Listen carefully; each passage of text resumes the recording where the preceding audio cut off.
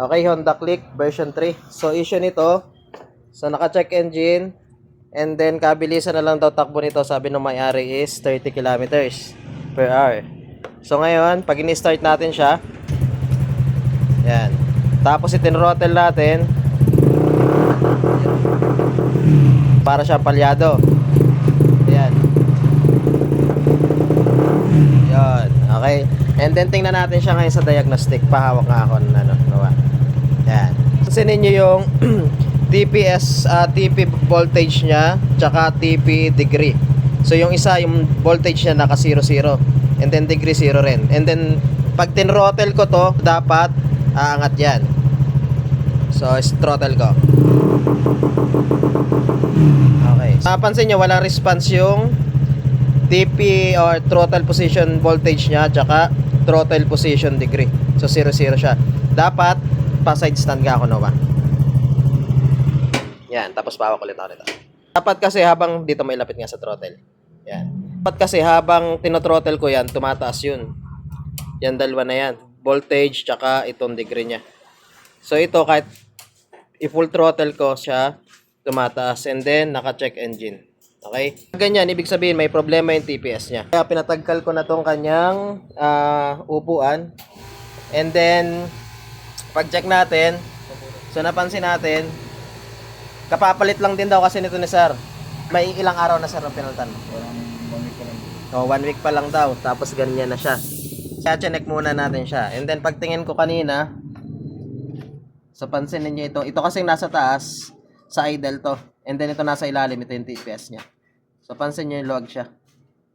Samang nabunot ito or hindi na isaksak ng maayos. Yan. Kaya saksak natin to. Yan. So dapat kasi pag nagkakabit nito, hintayin yung marinig nyo dapat na nag-click siya. Ibig sabihin nag-lock siya. Ngayon, so naisaksak na natin siya ng maayos. Tingnan natin kung gagalaw na siya. Dito mga ulit sa Nova. Yan. Yan. Pansin nyo, gumagana na siya. Ibig sabihin sa pagkaka-install lang, malamang pag sitbas na naisaksak na lang siguro, hindi na chinek kung nag-lock siya. So ngayon, nag-click na yan kanina, nakinig ko. Kaya kahit tilahin ko yan, hindi siya nabubunot. Malamang yan, hindi lang naisaksak ng maayos. Okay. Ngayon, punta naman tayo dito sa check engine niya. Ready ETC. So current, yan. So nandyan pa yung kanyang, na-detect niya nga is TP sensor damage or short to ground. Kasi nga, bunot yung TPS niya. So ganyan, on off lang natin to. Tapos throttle. Tapos diagnose ulit tayo. Dapat yun, pumunta na yun sa history. Dapat wala na yun sa current. All models. Tapos punta tayo sa click. Click 125. Kanina, nandito siya sa current. So dapat pag inon ko to, wala na. So yan. No trouble code na. Ibig sabihin, na-read na ng ECU niya yung TPS niya. Dito siya ngayon lilipat. Kaya naka-check engine pa yan, pumunta yan dito ngayon sa history niya. Nasa history na, so pwede na natin siyang i-delete. Kasi pag nasa current yan, kahit i-delete natin na i-delete, hindi natin madi-delete. So dapat pumunta muna siya sa history. Kasi pag pumunta na siya sa history, ibig sabihin, okay na yung problema niya. So ngayon, punta na tayo sa erase DTC or data trouble code. Pag in-okay ko to, dapat mawawala yung check engine. Yan. So nawala na siya. Okay? So yan. And then, punta naman tayo ngayon sa, pasok ulit tayo sa ECU niya. Yan. Tapos double check natin. Ito yung sinasabi ko kanina. Connected kasi yan, TP voltage tsaka TP degree. So pag tin-throttle ko to, dapat tataas yung voltage niya tsaka degree. Yan. Okay. So goods na siya. Yan.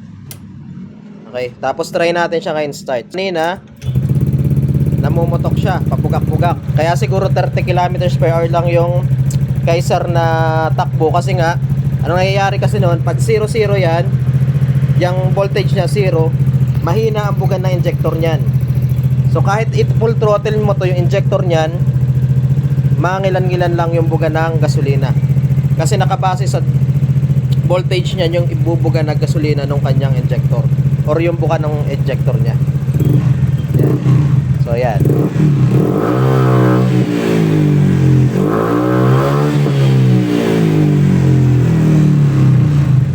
So layo nung pagkakaiba niya sa kanina. Kasi kanina, pag pinagyan natin na ganyan, so napugak-pugak na siya. Ngayon, so hindi na siya pumupugak. Tsaka wala na yung backfire niya. Na-backfire kasi siya kanina.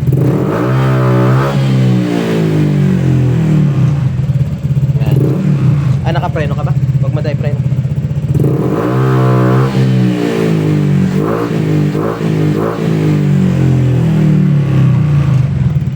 Okay, so okay na to. So, test drive na lang and then sasara muna to.